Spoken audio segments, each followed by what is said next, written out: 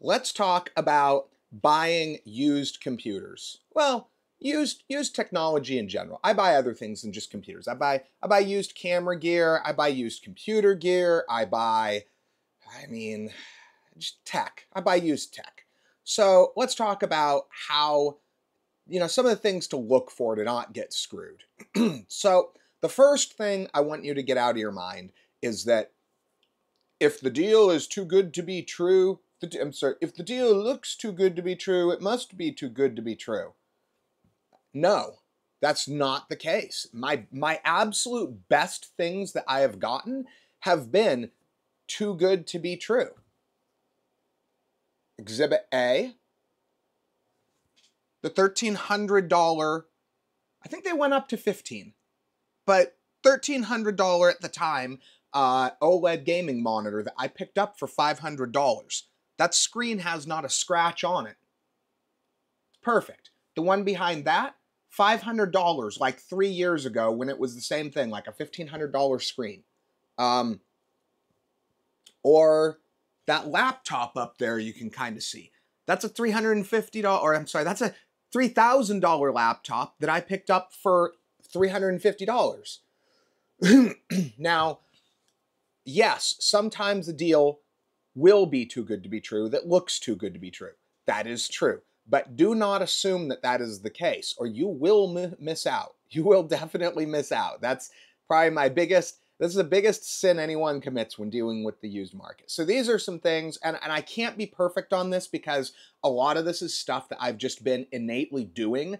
Because I've been dealing on the local secondhand market for technology for literally 20 years now.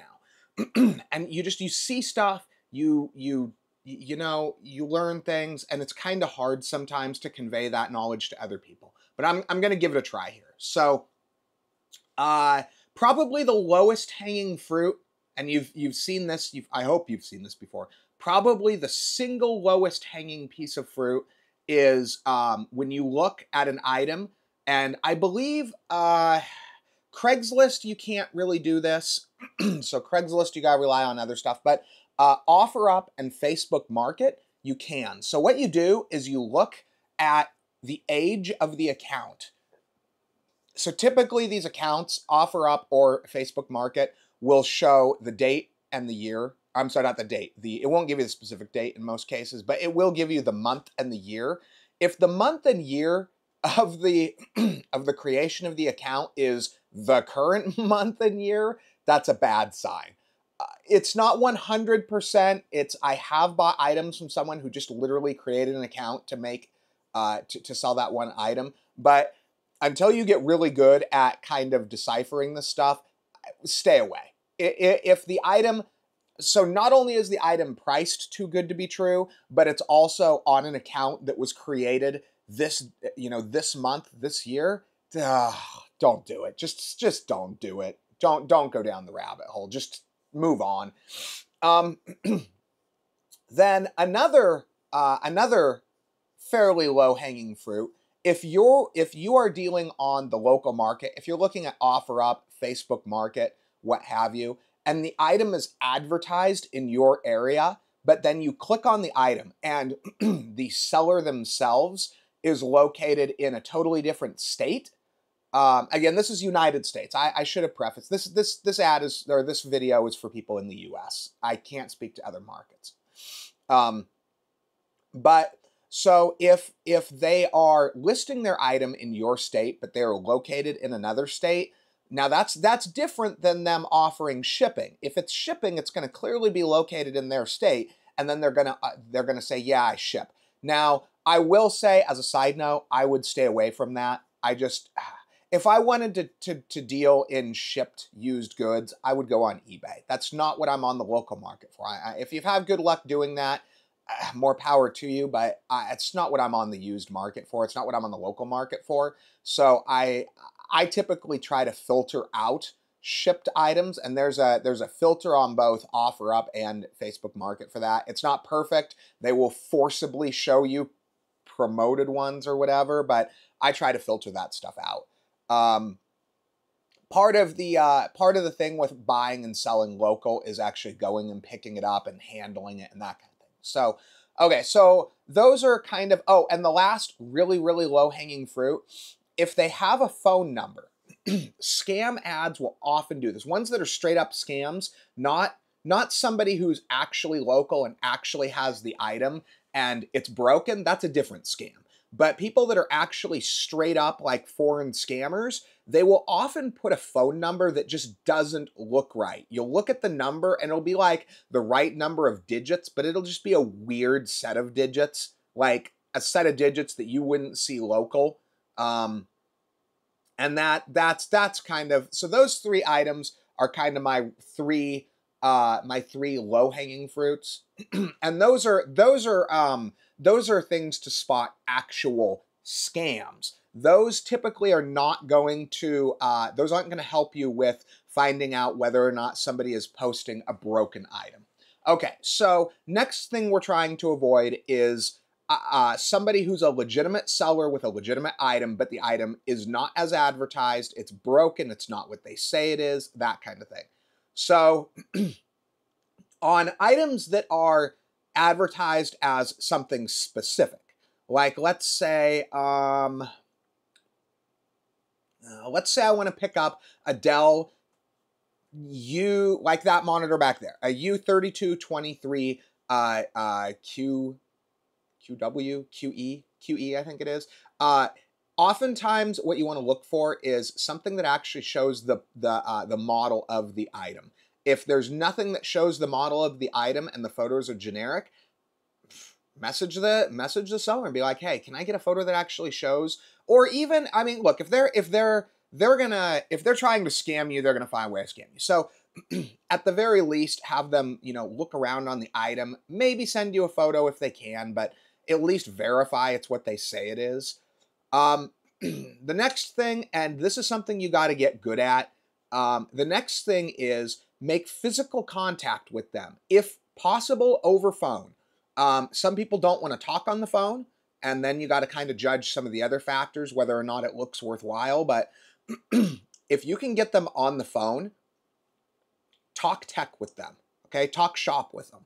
If they can talk tech and they know what they're talking about, I find that generally speaking, the computer geeky types generally aren't out to screw you over. They're just not in most cases. So if you can get a fellow computer geek on the phone and you can shoot the shit with them for 5 or 10 minutes and just make sure that, yeah, this is a computer person, they're just trying to unload their item, that kind of thing. That is a really, really good way to go. So, okay, so the last option you have is to physically meet. And I have, like, for example, the 3223 that I picked up for $200. That guy, at the very last minute, literally, I had already gone through the item, I had decided to buy it, and I said, okay, where can we meet? He informed me at the very last minute that there was a scratch on the screen. And he said, oh, there's a scratch, but it's not really visible, blah, blah, blah, blah, blah. I was like, okay. He's like, do you still want it? I was like, you know what? In this case, I'm gonna have to look at it, because with an LCD monitor, it's every scratch is different. Some of them are completely non-affecting. The scratch that the screen ended up having was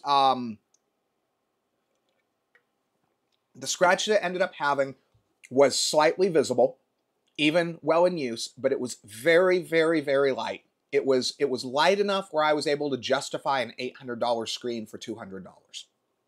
If it had been much worse, it would have been annoying, and I may or may not have still bought it, but I might have tried to get him down a little bit more. But in that case, I had to physically examine the item, and I told him that, and this particular guy was okay with it. Now, the other thing that you can do when you get out on site and you're actually, you're interacting with the person, this is gonna sound crazy because you wouldn't think that people would be honest, but I will look them dead in the eye before I give them the money. I'll have the money there, right? And I will look them dead in the eye and I will say, this works, right? Because sometimes you're often going to be in a case where you're not able to test. That does happen. I've bought high-end video cards. I bought 3080s sight unseen. I have done it. If I'm getting good vibes, I will do it if that's the only real option. But I will look the person dead in the eye and I will say, does this work? And I've actually had people admit to me right then and there that no, well, actually, there's some problems with it. Like I literally have had people do that when I just look them in the eye and force them to either lie or be honest. So, like, you don't want to be a douche about it. Like, you got to be tactful about it, but you phrase it as a joke. You just jokingly say, "So, this works, right?" And sometimes you will get somebody that will come clean right then and there. The other thing, and kind of the more expensive way to test in those cases, which I did with the 3223, I keep a large 1,000 watt hour lithium ion battery bank in my car. That means, and that is great for both selling and buying, because you can demo right there at the car. It's got as much power as an outlet at home. I can plug right in. I can test their item, or they can test my item, and it makes everybody's life easier. No addresses have to be exchanged. No trust has to be given. We can just meet in a parking lot, test their item, see if it is what they say it is, and call it a day. So anyway, so the very last thing I'm going to say is that part of all of this, dealing person to person, it's a very relationship related thing. If you're not able to feel people out, man, I'd have a hard time recommending that you shop on the local market, because part of it, you're not just looking for, is the item what they say it is a scam, that kind of thing. Sometimes you're going to get bad vibes if you're really paying attention, and you get this feeling that it's somebody you don't want to deal with. And you need to know how to do that. Like, that's a safety thing.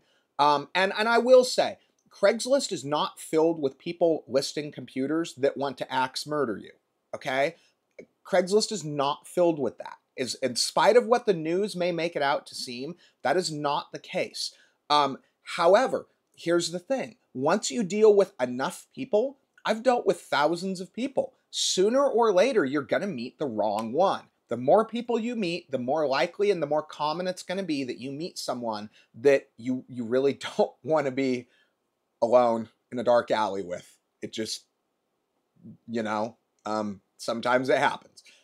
So you gotta know how to recognize those people, and you gotta learn how to feel people out. That's probably my biggest safety recommendation. So anyway, again, this is not exhaustive. Like I said, there's a lot of things that I have going through my mind when I'm looking at an item that I just can't explain. It's experience, but this is kind of a good place to start. So anyway, I hope you guys find this interesting and maybe useful information, and thanks for watching the video.